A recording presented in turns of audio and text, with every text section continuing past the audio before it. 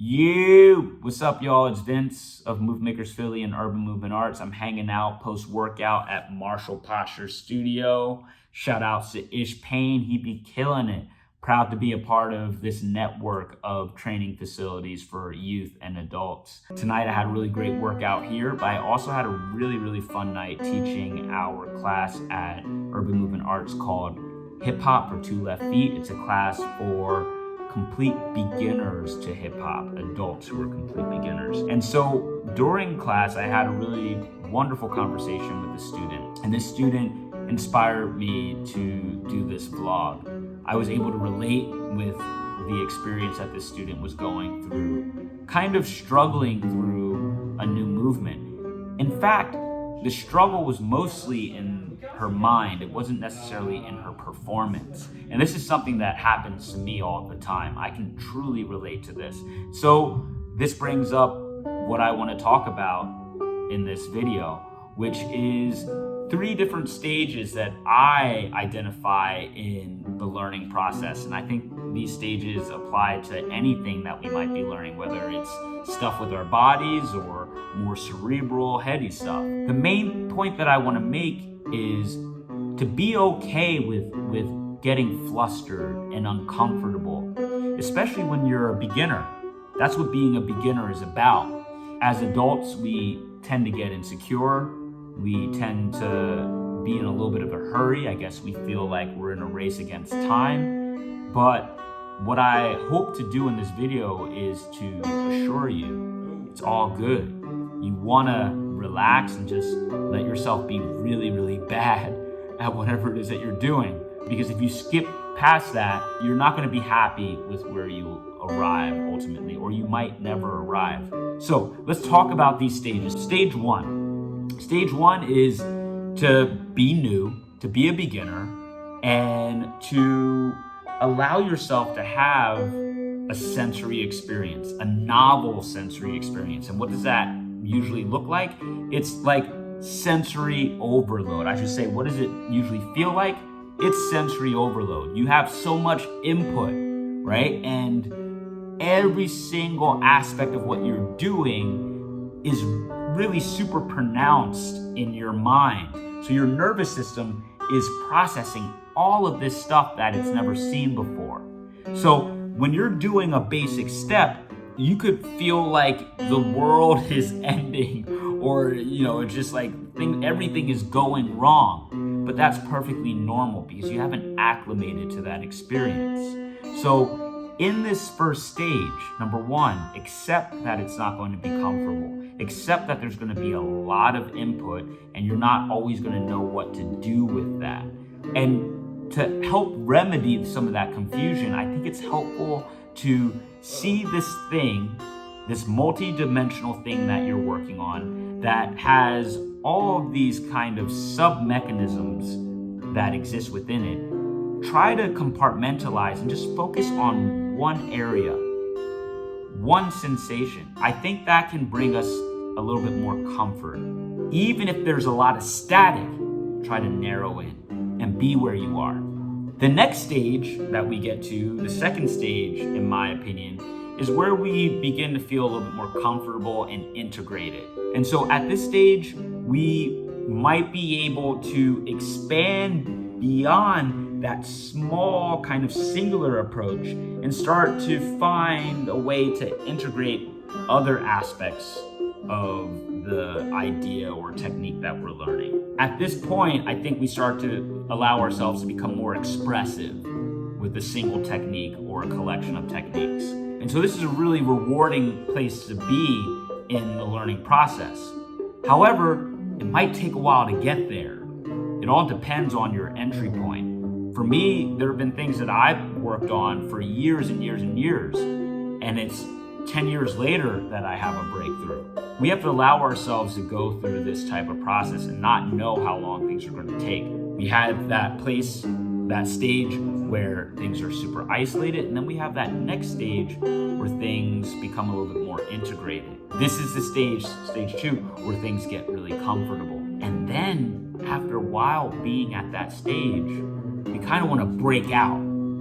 We want to experiment, or we want something new. We want to exit, and we should allow ourselves to exit.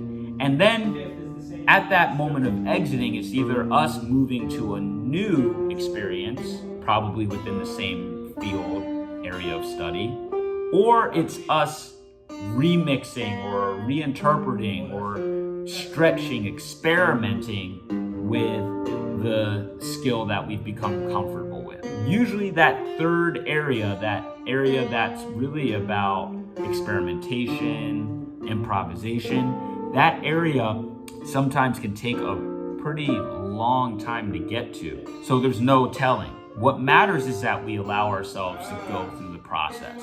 And in my opinion, accepting that there are those three stages in our learning will make the process much more enjoyable and satisfying, especially when we're adults and we're looking to balance a lot in our lives. We want the challenges that we take on to really benefit us and give us power, to empower us, right? We want those new challenges to kind of make us more gritty and adaptable and resourceful. It's really healthy to have hard pursuits in adult life. And so I'd like to talk about one of mine. Some of you guys know that I practice tumbling, gymnastics tumbling recreationally.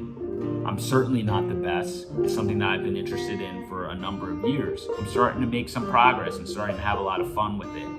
And tonight I'd like to talk about an Arabian. And to show you that me learning this Arabian isn't me just chucking the skill. It's me going through a similar process that my student was going through in hip hop for Two Left Feet tonight. So first let's look at an Arabian. It's a backflip with a half turn. You jump up like you're starting a standing back tuck, but then you have a twist in the air and you end up landing the opposite direction. There are prerequisites to this movement. You don't just jump right into it. If you try to, you're probably going to get hurt. And ultimately, I'm interested in the standing Arabian, which requires a lot of power because you're doing it from a standing position. If you watch me do it, I kind of cheat my step around, and I want to eliminate that cheat. And that'll come with more comfort. But then I also want to be able to do it from a cartwheel or a round off. There's a number of movements and exercises that I have to go through in order to arrive at a point where I can do a strong standing Arabian and also a strong round off or cartwheel Arabian. So first, even just to do the Arabian, I have to have two skills. I have to have a standing back tuck, and I have to have a front tuck. So check. They're not perfect, but they are comfortable enough for me to be able to move on to the next skill. If we go back to what we were talking about before, I would say that I'm at stage 2 with the front tuck and the back tuck, where I'm trying to break through to exit them to get to a new level. That's where I'm able to kind of experiment with the standing movement with the half twist. Now, the Arabian with the cartwheel or the round off is for some people a little bit easier because the round off or the cartwheel gives you your power that you can't get from standing. However, doing a round off into anything can kind of be flustering because you have all that power. So it's like, what do I do with all this force and all this energy? You have to have a lot of control, balance, and confidence. That's something that, even for me, has taken a long time to develop. So let's first look at this skill. I have a round off back tuck, so I have to start there. Or even before the round off back tuck, I have to be able to do a round off with a rebound. So once I have my round off with a rebound, then I add a back tuck to that. Am I ready for round off Arabian? No, I'm actually not. I'm not at that point yet. But what I can do is round off, half turn, bounce, and then front tuck. Why do I do this? It's so that I can make some sense of where I'm at. I can start to kind of bring some control into this chaotic situation. You know, if I were to just do round off into Arabian, I probably would freak out, right? Because I'm someone who gets flustered and nervous, especially when it comes to acrobatics. So I have to kind of gradually get myself accustomed to what's going on. So let's go for this. Round off, rebound, half turn, front tuck. That's going to build up the familiarity with where I'm at in space, my proprioception, my spatial awareness. It's all going to improve over time as I do this more basic and remedial module. And I'm strongly assuming that over time, I'm going to be ready to throw that round off Arabian. And when I get to that moment, I'm going to be a lot more secure, confident, and there's going to be a lower chance that I'll kind of freak out or do something that can get me hurt. It might not seem like the most flashy approach to developing, but for me, it's going to give me longevity. It's also going to allow me to maintain a high sense of self-esteem through the process. Learning new things as an adult is not always easy, and we're in a hurry. A lot of us think that it's going to be over soon, so we got to get it right now. But I disagree. I think if we allow ourselves to go through the process and to be present at all of the various different stages of learning, we're able to, one, receive benefits, we're able to receive pleasure, and it gives us a chance to really appreciate the road. And once we arrive at a destination, we really have a sense of what we went through, what we endured to get there. And ultimately, you're going to want to exit. You're going to want to get to the next level. So, for all of you guys who are just starting out, my big advice to you all is to reflect on these stages of learning and allow yourself to exist and reside at every single point of your development. Have fun. Peace.